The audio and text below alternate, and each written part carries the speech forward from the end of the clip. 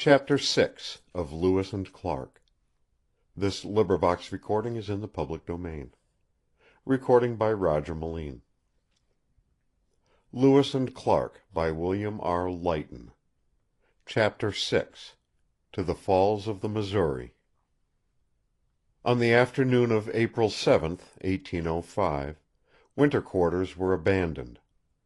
Of the original 45 men, 2 had been lost, but 3 recruits had been gained: Charbonneau, his squaw Sacajawea, and their infant son, born in February. From Fort Mandan 14 of the men returned to St. Louis in the barge, carrying documents, collections, and trophies, while 32 went onward, to be separated from their kind for almost 18 months.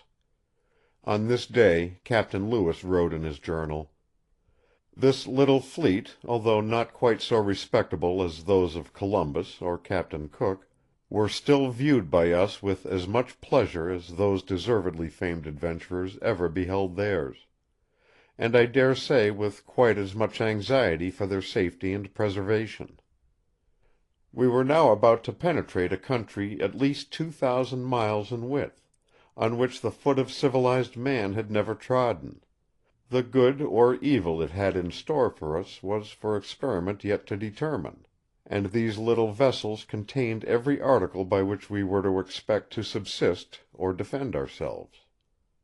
However, as the state of mind in which we are generally gives the coloring to events, when the imagination is suffered to wander into futurity, the picture which now presented itself to me was a most pleasing one, entertaining as I do the most confident hope of succeeding in a voyage which had formed a darling project of mine for the last 10 years. I could but esteem this moment of our departure as among the most happy of my life." April 26th they came to the mouth of the Yellowstone River, which enters the Missouri 1,888 miles above St. Louis. They had had no adventure of moment, neither was there cause for immediate anxiety, save as they observed signs of the Assiniboins. From the tribes with whom they had talked at winter quarters, they had heard stirring tales of this cutthroat band, which had inspired the wish to pass unobserved through their country. This desire was fulfilled. There was no meeting with the Assiniboins. Of all the wild creatures of the western wilderness, the one which could least be spared from the literature of adventure is the grizzly bear. Lewis and Clark were the first white men to give an account of this beast. Many of the Indian lodge tales to which they had listened rang with the fame of the grizzly, as a background for the greater fame of the narrators. As a matter of course, fact and figment were inextricably blended in these tales, but, while they did not show the animal as it was, they could not exaggerate its untamable courage, its ferocity, or its rugged power of endurance. On April 29th, Captain Lewis, with a party of hunters, proved the truth of all that had been told him upon these points, and more; and upon many occasions thereafter, while the party was making its way from the Yellowstone country to the mountains, there were encounters from which the men escaped by mere good fortune. The most critical adventures with the Indians were but child's play in comparison. Despite their boasting, the Indians would seldom venture to provoke a fight with a grizzly, except in the most favorable circumstances, and when strength of numbers inspired them with bravado. Reckless and headlong as wild elephants, nothing would daunt the grizzlies, once they had set about fighting, and so hardy were they as often to escape, apparently unharmed, though their vital parts were riddled with lead. Until the Rocky Mountains were reached, there was almost no hardship arising from scarcity of food. Early in May, Captain Lewis wrote that game of all sorts abounded, being so gentle as to take no alarm of the hunters. The male buffalo particularly will hardly give way to us, and as we approach will merely look at us for a moment, as something new, and then quietly resume their feeding. Game is in such plenty that it has become a mere amusement to supply the party with provisions. In the months that followed, the men carried a blessed memory of that abundance. As they drew near to the foothills, navigation became more and more difficult. The river lost the sullen, muddy aspect of its lower course, where it flowed between low, sandy banks, and took the character of a mountain stream, walled with rock and filled with dangers. Then it was that the cottonwood skiffs betrayed their weaknesses. Accidents were of almost daily occurrence, and on one occasion the boat containing the instruments and papers was nearly lost. They were then more than 2,000 miles from any place where such a loss could have been repaired. To go on would have been idle, without means for making accurate observations; they would have been obliged to turn back. In the face of this perpetual threat, they had no resource but to take their chances with luck. With the best they could do, they could not adequately safeguard themselves against calamity. For the time being, at least, they were rank fatalists. On Sunday, May 26th, Captain Lewis left camp on foot, ascended to the summit of a ridge of hills near the river, and from the height had his first glimpse of the distant ranges of the Rocky Mountains. This was about a year and a half before Pike's discovery.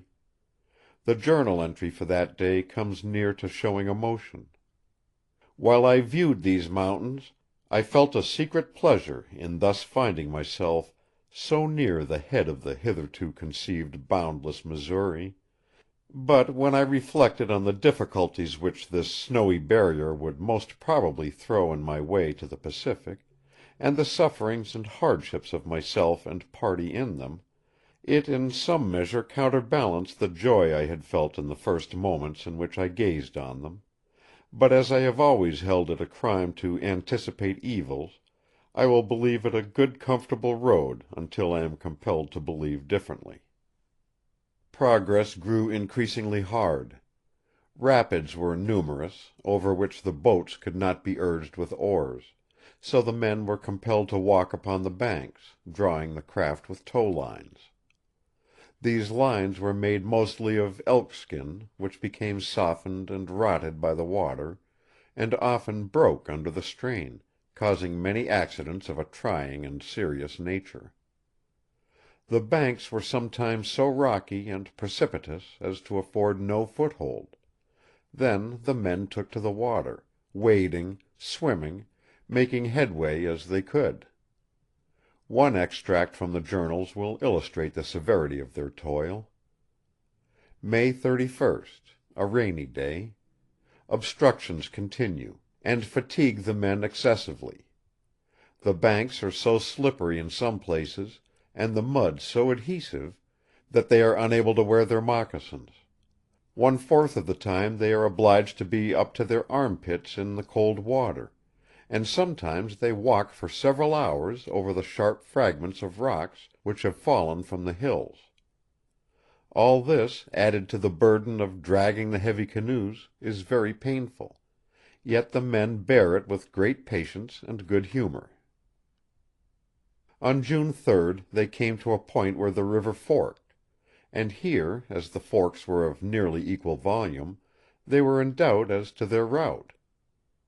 Captain Lewis wrote: "On our right decision much of the fate of the expedition depends; since, if after ascending to the Rocky Mountains, or beyond them, we should find that the river we were following did not come near the Columbia, and be obliged to return, we should not only be losing the traveling season, 2 months of which have already elapsed, but probably dishearten the men so much as to induce them either to abandon the enterprise, or yield us a cold obedience, instead of the warm and zealous support which they have hitherto afforded us. The fatigues of the last few days have occasioned some falling off in the appearance of the men, who, not having been able to wear their moccasins, have had their feet much bruised and mangled in passing over the stones and rough ground. They are, however, perfectly cheerful, and have an undiminished ardor for the expedition." In order to settle the doubt, the officers took each one branch of the stream and proceeded to explore it for some distance above the confluence, to determine its direction. Captain Lewis, ascending the northern fork, became convinced that it was not the main stream, and to it he gave the name, which it still bears, of Maria's River. His warmth of youth speaks in this paragraph. I determined to give it a name, and in honor of Miss Maria W. Maria Wood, his cousin, called it Maria's River.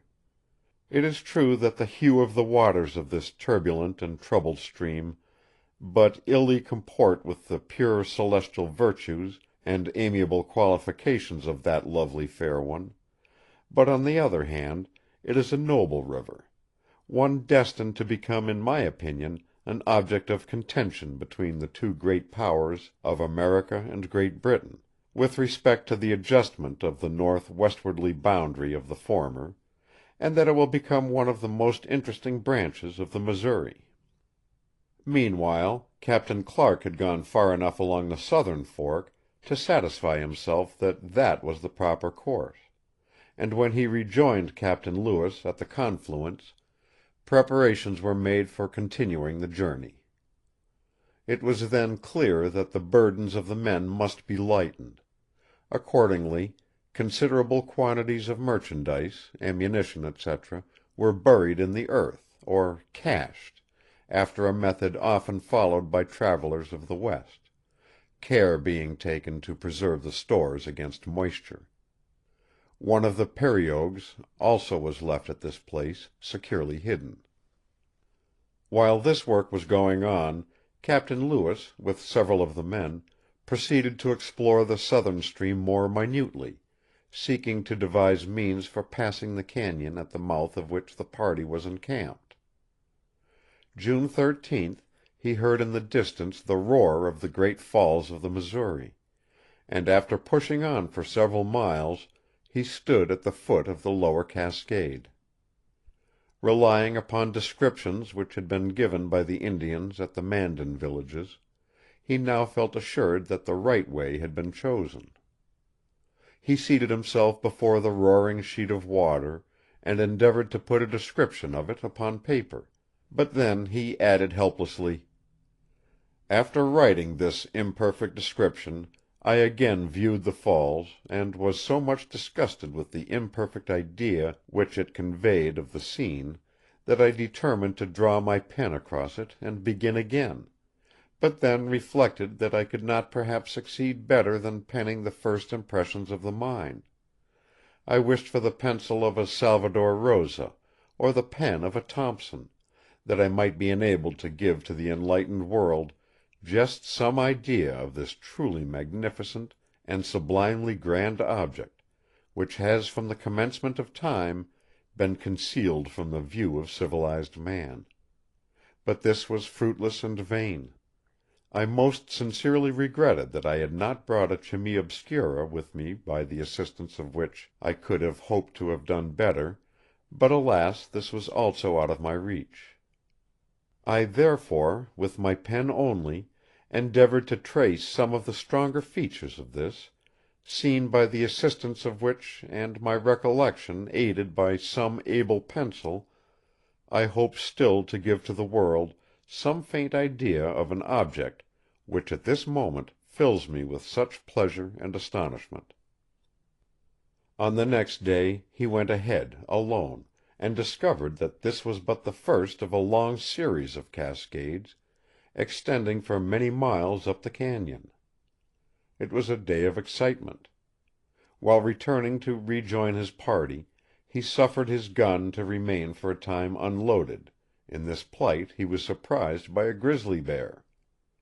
Cut off from any other retreat, he was forced to take to the water, in which he stood to the depth of his armpits, facing the brute upon the bank, and preparing to defend himself in a hand-to-hand struggle.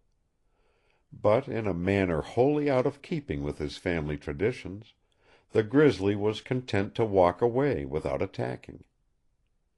Proceeding about nightfall, the young officer encountered a strange beast, probably a wolverine, which showed fight, and a little later he was charged by 3 bulls from a herd of buffalo.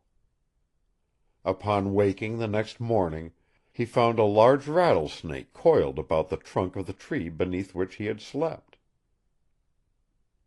Chapter 7.